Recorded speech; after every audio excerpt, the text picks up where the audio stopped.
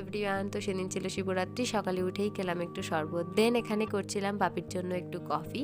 আর সেদিন সন্ধ্যাতে পরেছিলাম এই শাড়িটা, এটা নতুনই একটা শাড়ি, তো ব্লাউজ না থাকা একটা গ্রিন কালারের ব্লাউজ দিয়ে পরেছিলাম।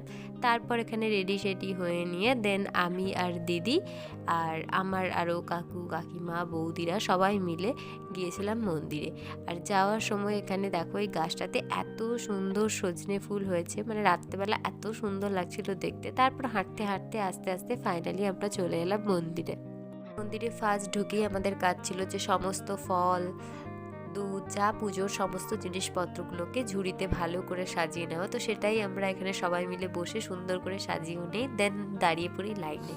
তো খুব বেশি ভিড় সেদিন ছিল না, বাট এখানে পুজো করতে প্রচণ্ড টাইম নিয়ে পুজো করছিল। তো এই পুজোর সিস্টেমটা ভীষণ ভালো লেগেছিল, যেটা এর আগেও আমরা অনেক মন্দিরে গেছি, কিন্তু এইরকমভাবে শিবরাত্রিতে আমরা এর আগে কোনোদিনও পুজো এইভাবে দেইনি। তো এটা ফার্স্ট, তো ভীষণ ভালো লেগেছিল। প্রথমে আমি আরও কয়েকজন ঢুকেছিল আর দিদি ঢুকেছিল সেকেন্ড বারটাতে। তো সেই মতো জল ফল ঢেলে নিয়ে সুন্দর করে এখানেই পাশে মন্দিরে প্রদীপ প্রদীপ জ্বালিয়ে নিয়ে তারপর আস্তে আস্তে আমরা বাড়ির দিকে ফিরে যাই। অনেকটাই রাত হয়ে গেছিলো। তো কেমন লাগলো ভিডিওটা জানিও। বাই।